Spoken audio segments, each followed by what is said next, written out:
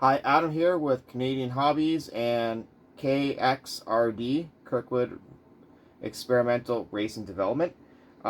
We are kind of in the assembly stage for doing the rear motor conversion on the stock chassis. So, without further ado, let's get started. So, one thing I kind of forgot to remove from the disassembly was this little bracket. We don't need this anymore either. So, we are going to start by, I guess, kind of reassembling the back shock tower and whatnot together. And we'll just go from there.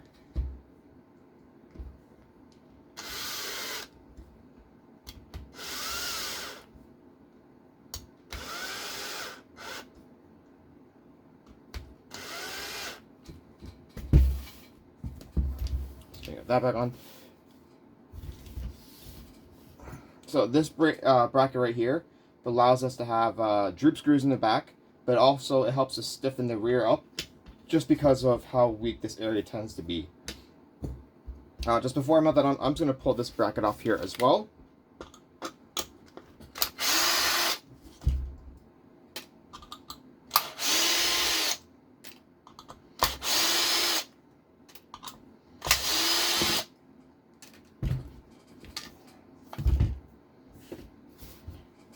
And we're going to use the existing countersunk screws that was from the roller to assemble this, screw this bracket on.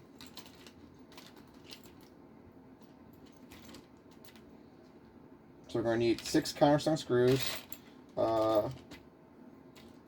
preferably, I guess, the kind of the shortest lengths that you find. But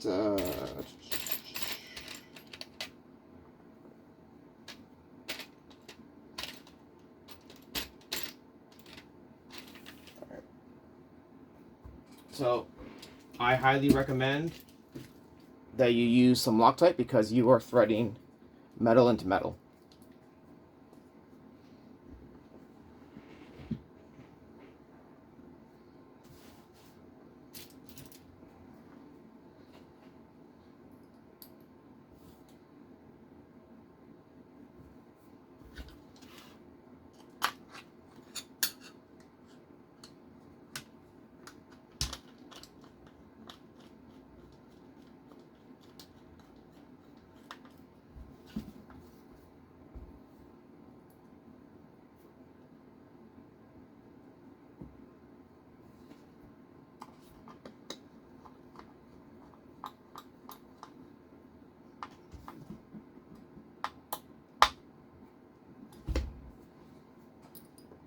I apologize if I said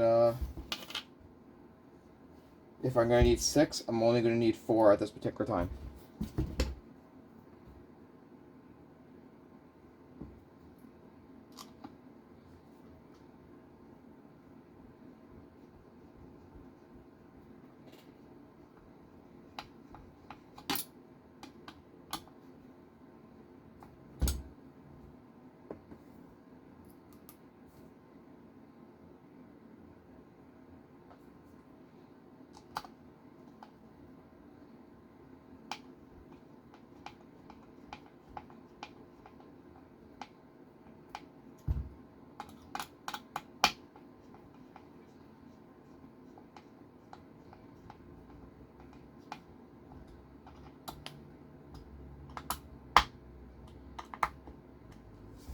And with that, that particular plate has been installed.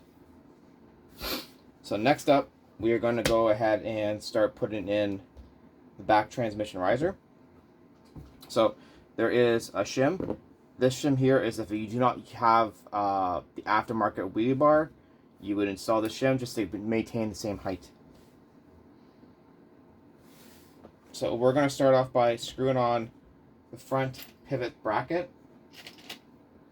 And to do so, we're going to be using 2 25mm long screws, countersunk screws provided with the kit.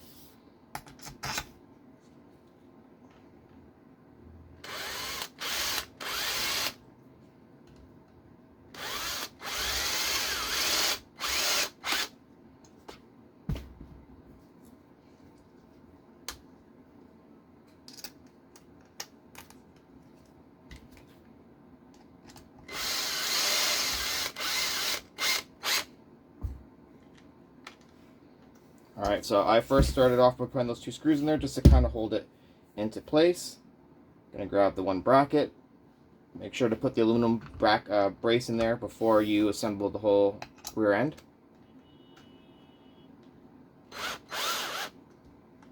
So I got one side started there.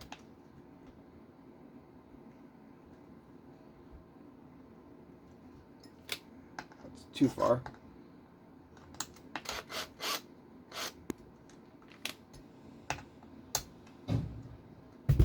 Might need to use a screwdriver first to get started.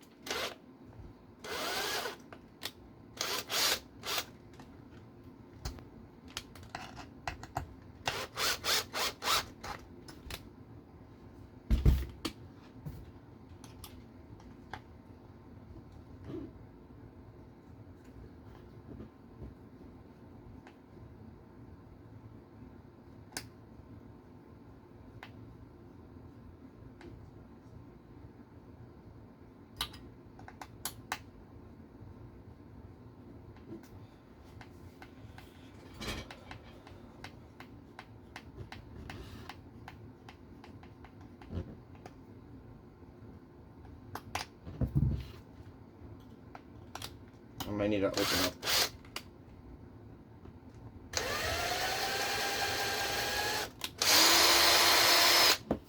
So unfortunately, the holes I have are just a little too tight. And so I'm just going to open them up ever so little.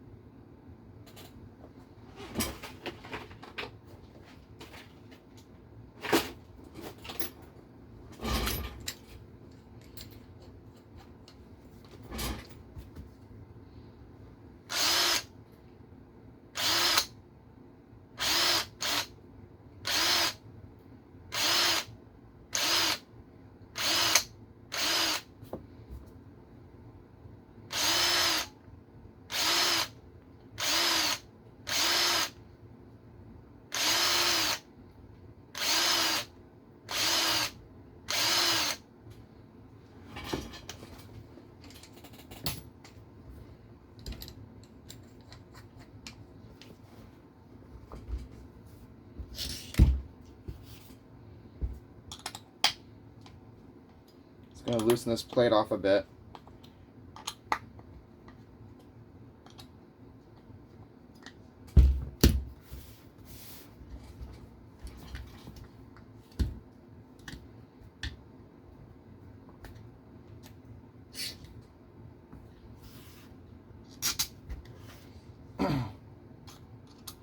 Unfortunately, I'm still kind of learning as I go with this whole design and stuff.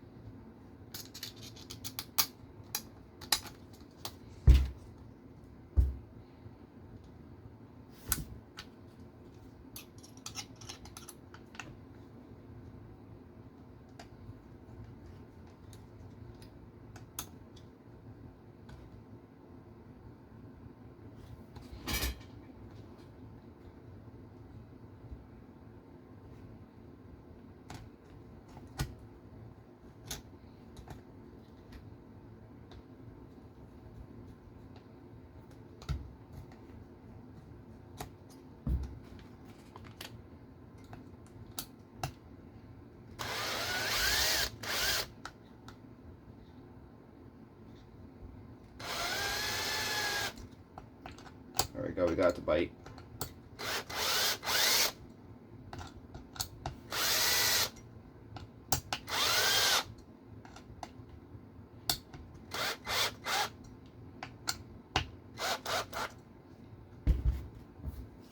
Alright, now that that's lined up, I'm going to tighten those screws up to hold the metal chassis down. That way I gave it enough room for it to wiggle into its position. Sorry about that. So now that that's in place, we're going to go ahead and screw on the shock tower. So I'm going to pop these off just for now to make it a little easier to maneuver.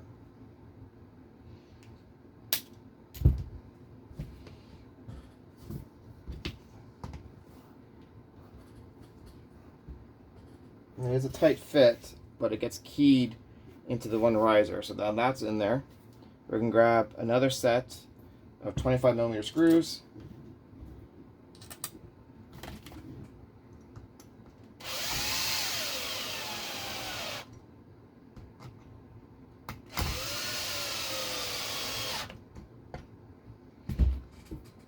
Finish it off with the hand wrench. Alright, so now that's in place. So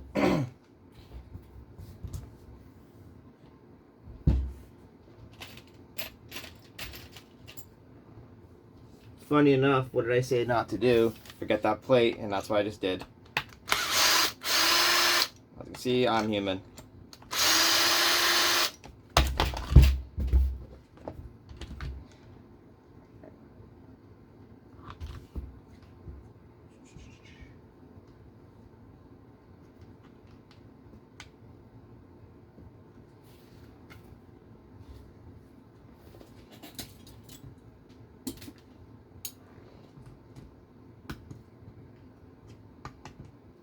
Alright, now with that plate installed,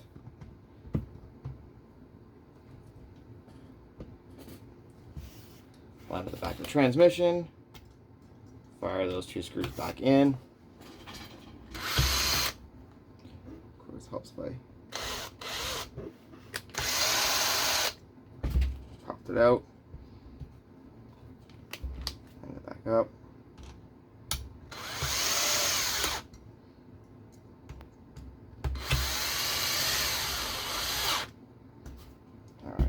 Those are now back in place. So the next thing we're going to do is we're going to grab our arms. Actually, before I do that, we'll throw in the set screws.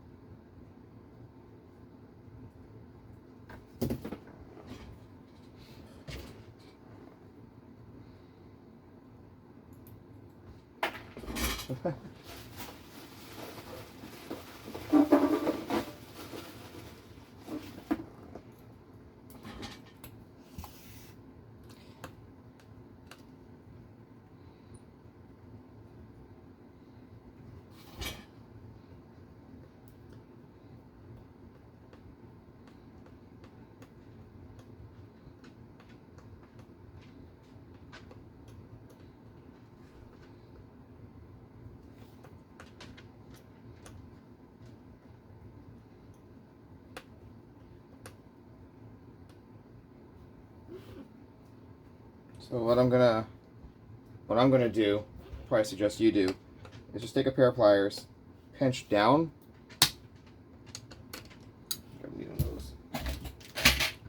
You're gonna want to pinch down on the plastic so that's not separated from the aluminum when you first thread in your set screw, so that it's not raised up. The plastic on the riser acts as a spacer, or not spacer, but a thread lock. So I just have it just at the very top of it, not poking through. Do the same to the other side.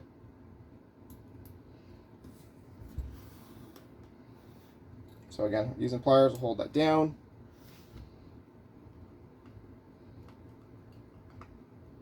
Just so that the plastic and metal don't really separate too much.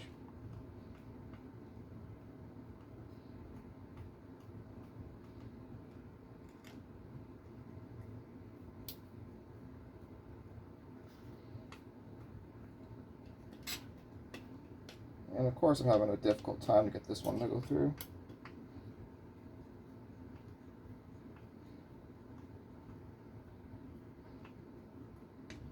But I got it.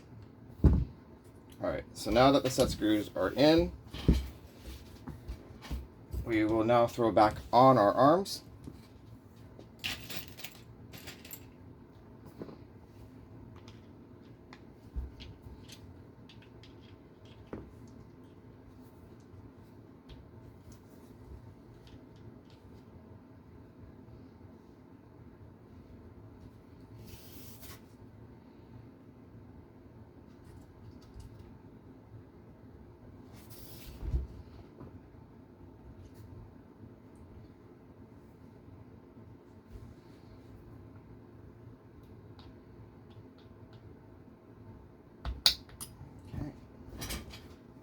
Back in place. So that arm slid in. That arm is slid on. And next we have the rear pivot block. We are going to grab the 2 screws that were used initially to hold the shock tower in place. And we're also going to be dealing with these 3 spacers. So if you, depending on which way you orientate these spacers, will determine, your anti-squat. So if you were to put no spacers on the bottom, put all 3 on top of, if you put no spacers below the pivot block and put all 3 on top of here, you're going to have what is stock to the chassis, and it's actually going to have anti-squat, and it's going to help. It's going to prevent weight transfer to the rear. You put in 1 spacer in here, 1 spacer underneath it, then it's neutral.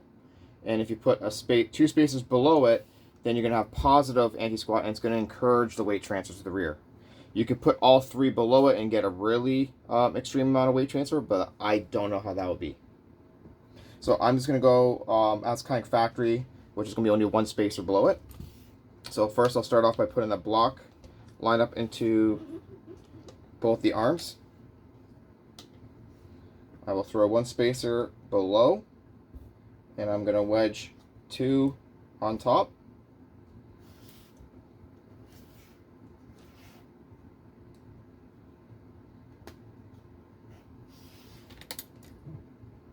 I'm just going to use a 1.5mm screwdriver just to kind of help align all my holes.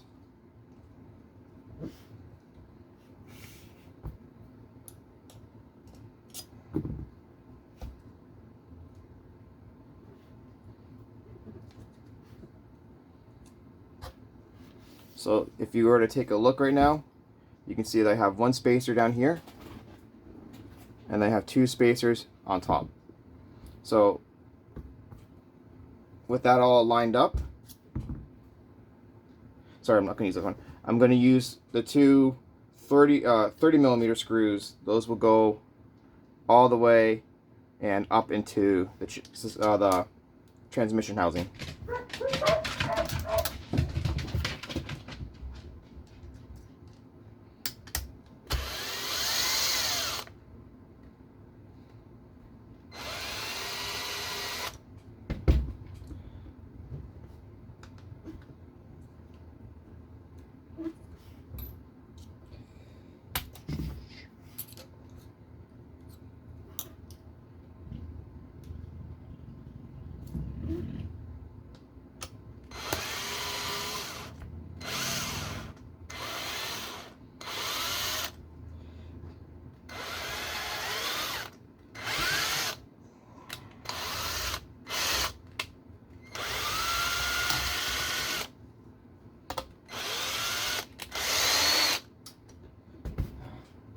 course, this is being stubborn.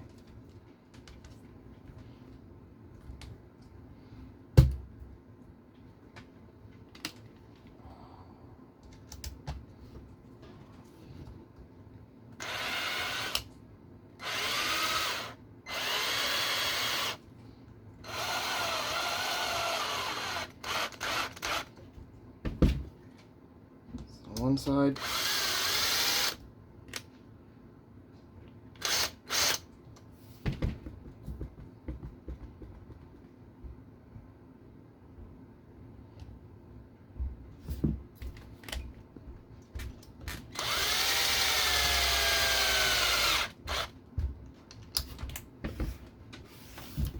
All right, that is the back end screwed in.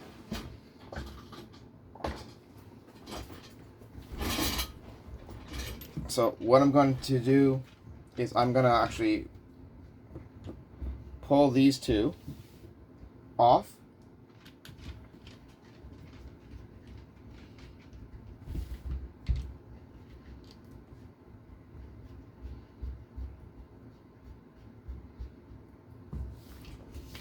Flip it to the rear. And it looks like I'm going to have to kind of just open that hole up, clear it up a bit. There's a little plastic flashing, but I'm good.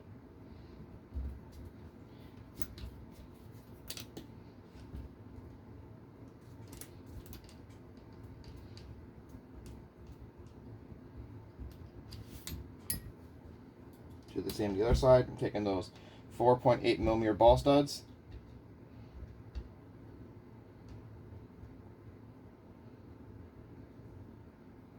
And flipping it over to the rear.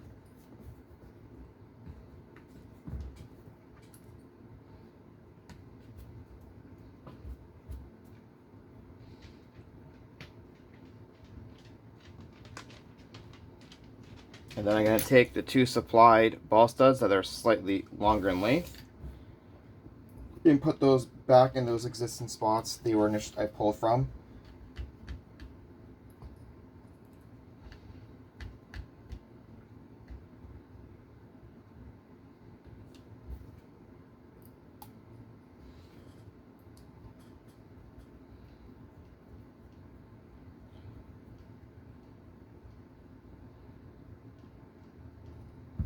And I just did that, swap those two around just so that, for two reasons. One, it makes the tie link a little bit more in line.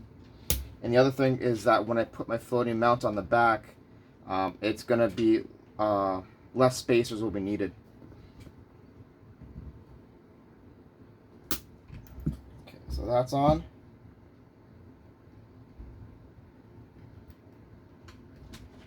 And just make sure that you've inserted your dog bone in or your CVD before popping the arms on, the tie rods. Okay, so those are on. So we are now going to install back the rear wheelie bar.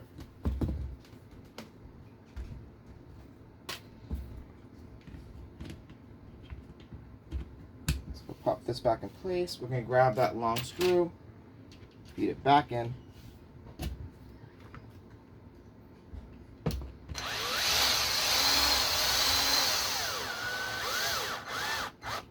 Okay, so that's back in. Let's go.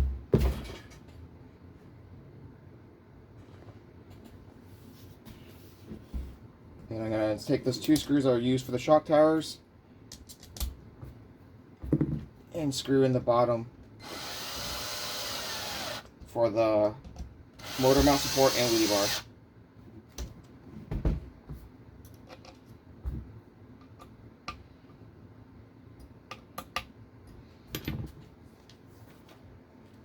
I'm going to go back to the front here, install the two screws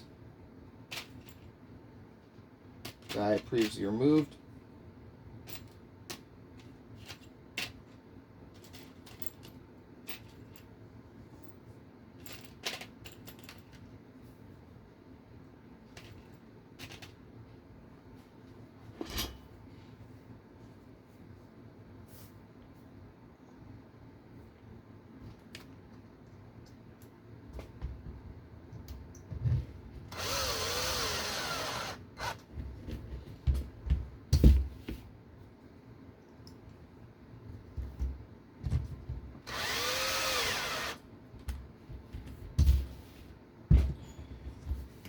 And then next we're going to take this bracket here. This is for your floating body mount.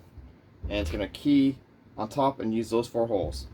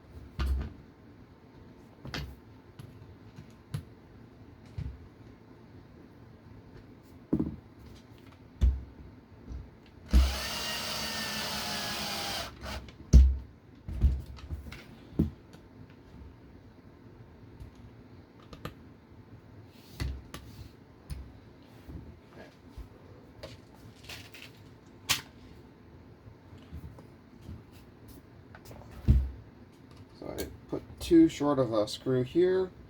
That's my bad. I was kind of hoping I can use the screws here.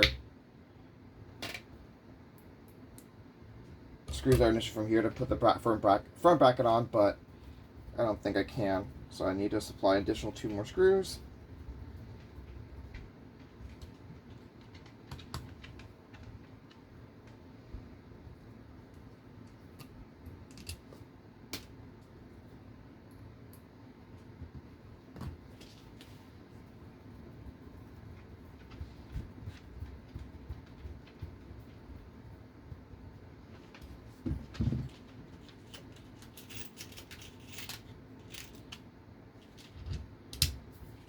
And it looks like I need to use 2 more 20mm screws.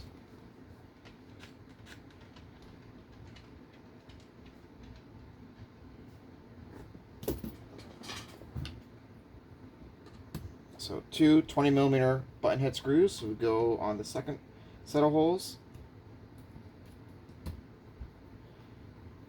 which will further lock in the wheelie bar back to the housing, transmission housing. Okay.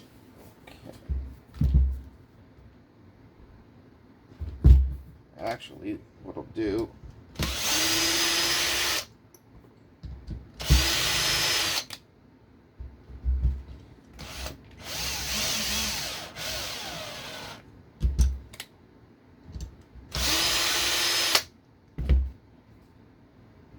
oh, they're all the same length, so it doesn't really matter.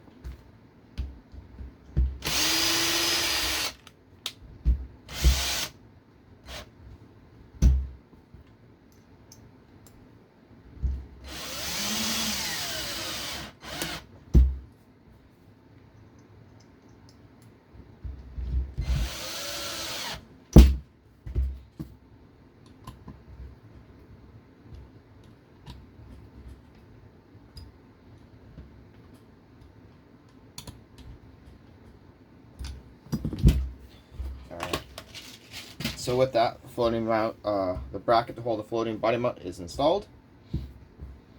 Next up, we will address the floating body bracket directly.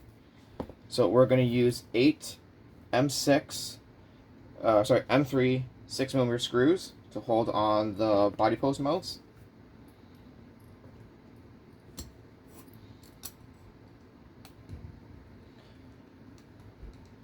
Now these body post hole spacing can actually be using the same kind of body post for the rear of touring cars.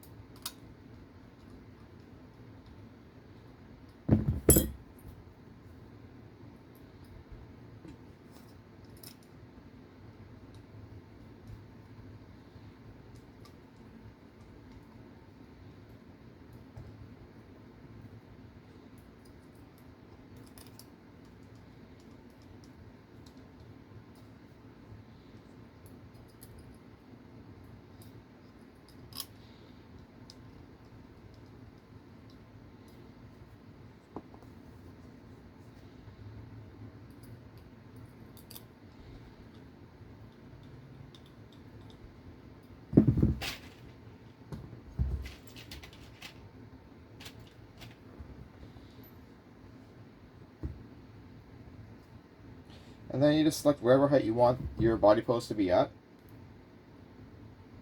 And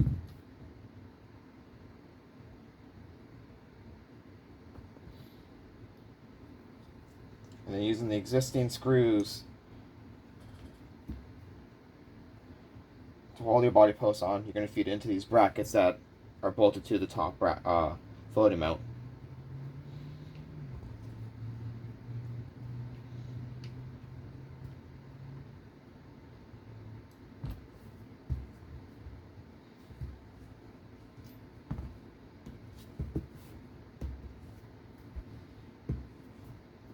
Not too far.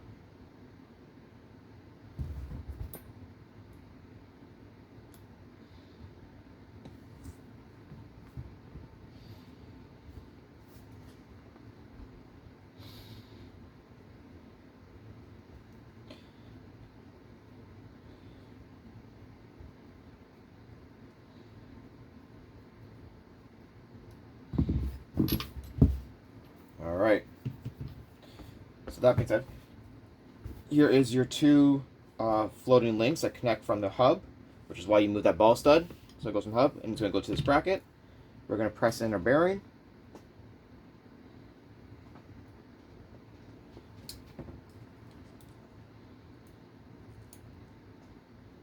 Okay, so you just want to make sure that bearing is fully flush. So that's one in there.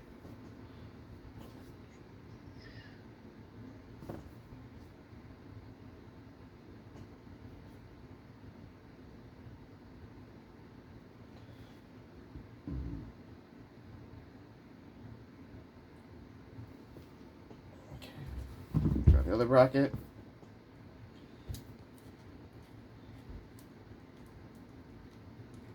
Got those in there as well.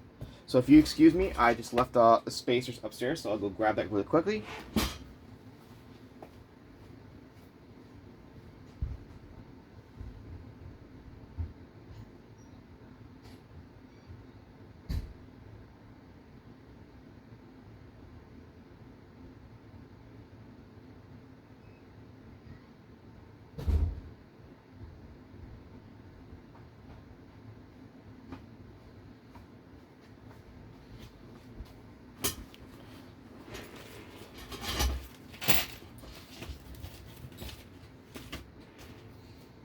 Alright. Gonna grab two M3.5 millimeter washers.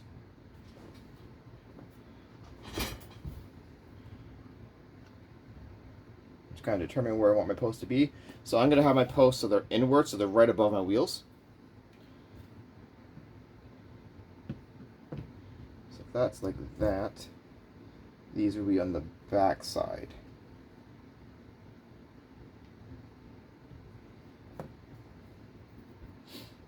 Okay. So let's just think here.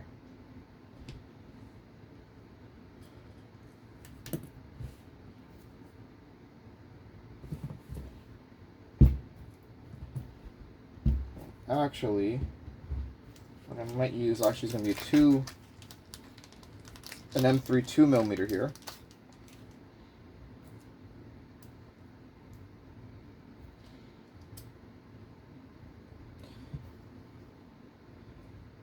Lock nut in the rear.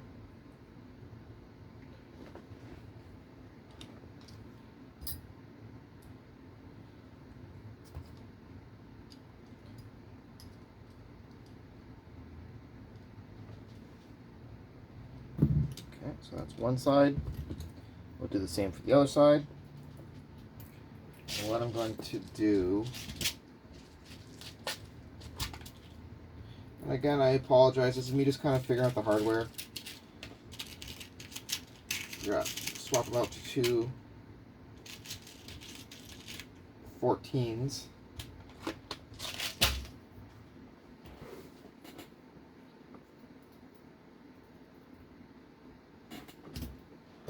So I have full engagement of the lock nut.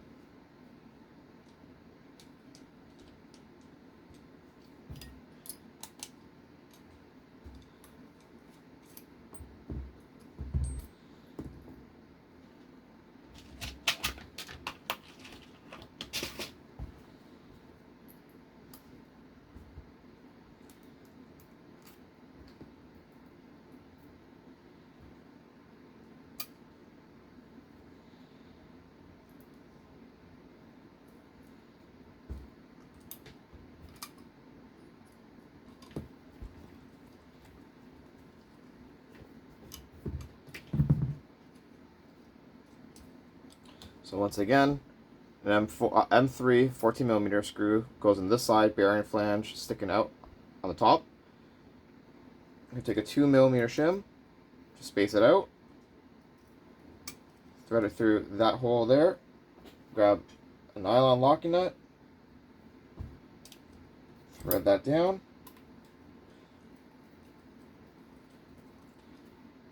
so that's in place. So now the next part, it's going to be a little tricky. We're going to take an M3 or 20mm length. So we feed the screw in this direction here. We'll take one shim, 0.5 mil, and then we're going to grab another flange bearing. The flange is sticking towards the aluminum. You're going to insert it into that, or actually what we'll do first is we will move this out of the way. We're going to grab two 2mm shims for a total of 4mm. That will be stacked on top of each other, so you can see it's spaced. Feed this through. Grab our other flange bearing. Feed that to sandwich it. Then we're going to grab our nut. Just start with our fingers. Grab our driver.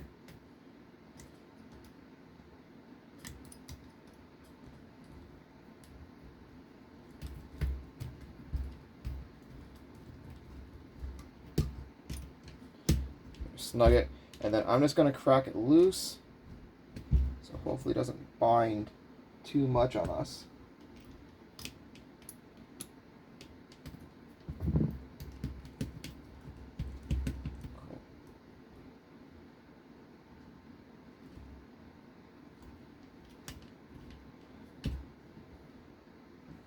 Ah, darn it, I put it on backwards.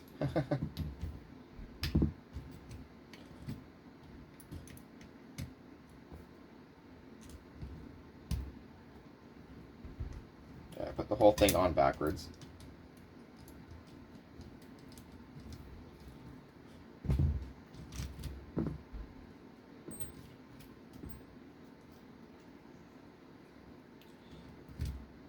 It's going to go on this way. Flange bearing, nut,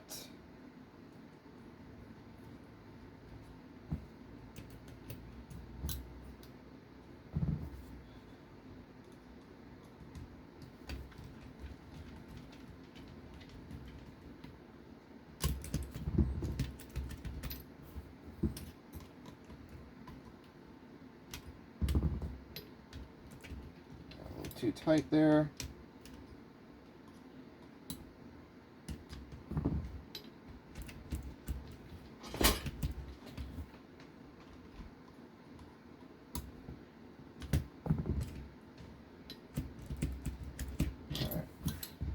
So now I'm going to take my link, pop. Before I pop the other side on, because I almost got a little overcarried and zealous, let's put the clutch, or the slipper clutch back on.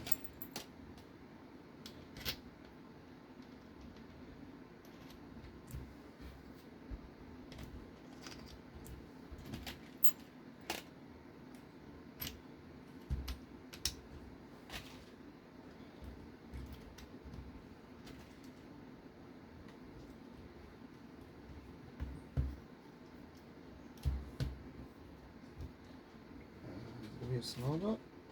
Yeah, it's going to be a small nut.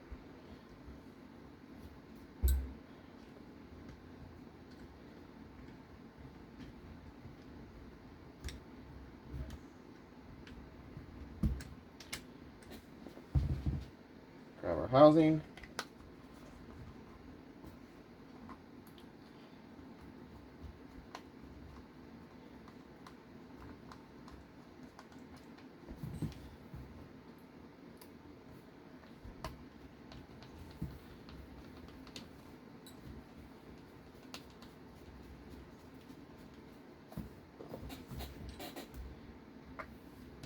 And then we'll go put that on. So now you can see As your arms and hubs move up, your body will float.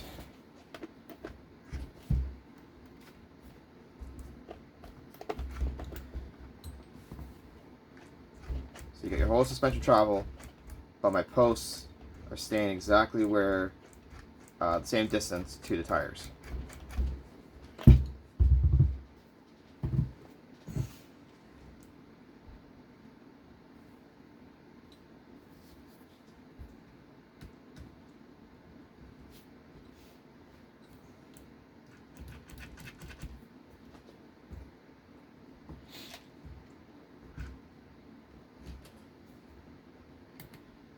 Let's quickly throw on our shocks.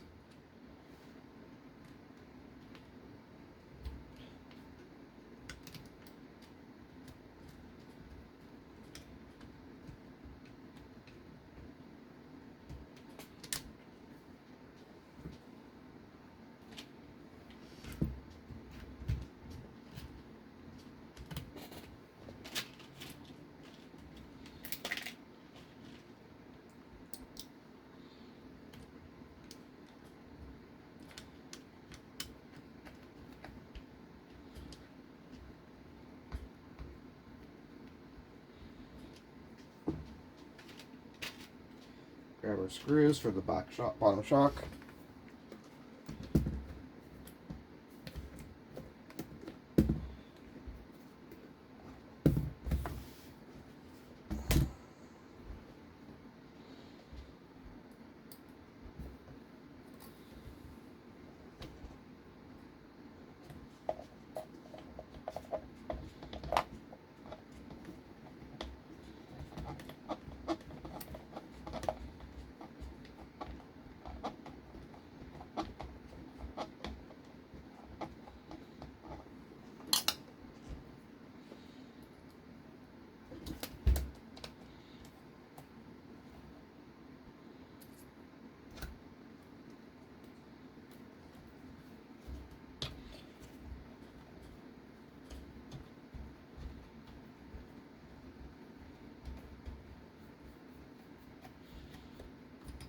Now, one thing to note is that the shocks currently have limiters in them from factory. I'm actually seeing how this is. The shock limiters are not necessarily equal at all. So you're not really seeing how the droop's working.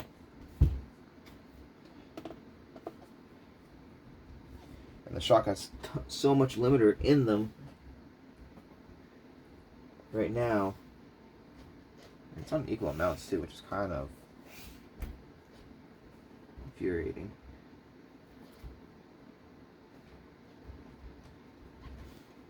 But you can see, I'm trying to move suspension right now, but again, shocks are limited to how much they can travel, which now you can remove those limiters from the shocks and adjust it all externally, so you don't have to tear your car apart or shocks apart just to get to the change limiter and whatnot. You can see I'm moving the suspension and the posts are staying in the same spot. So last thing we're going to do is we're going to install our battery brackets, our battery strap.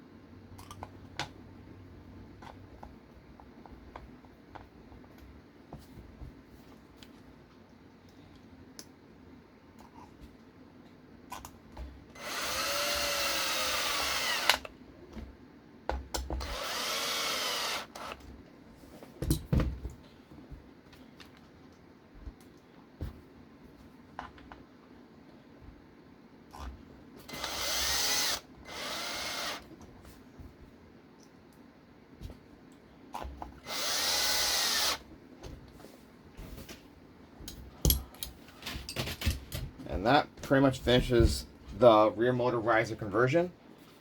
So now what this thing is, I can strap my battery down. I can put my speed controller back here, move my battery accordingly. And I'm certain I can move my battery forward, still strap it down. So there's all this movement for the battery right now currently. But it's, again, wherever you want to place your electronics, you can. There is a little loop right here, a little notch out that you can run a zip tie. So when you run your wire from your lead from your servo, you can zip tie it to the battery bracket and keep your wire out of the way. Run it back to your speed controller and ESC, and you should be golden. Thanks for checking out this video. Up next will be the mid-motor setup for the stock chassis.